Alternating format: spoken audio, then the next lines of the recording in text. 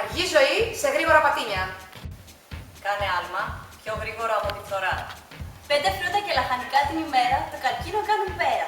Τρέξτε, παίξτε, κινηθείτε και με τα παιδιά εντράσει ενωθείτε.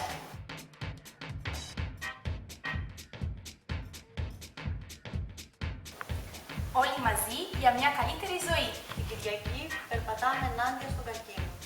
Όλοι μαζί τρέχουμε κατά του καρκίνου για ένα καλύτερο αύριο.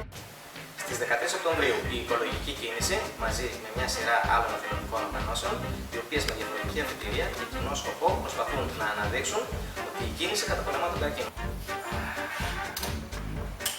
Καλύτερος φίλος του ανθρώπου, το ποδήλατο. Now we move against cancer. Η τροφή σου είναι το φάρμακο σου. Το φάρμακό σου είναι η τροφή σου.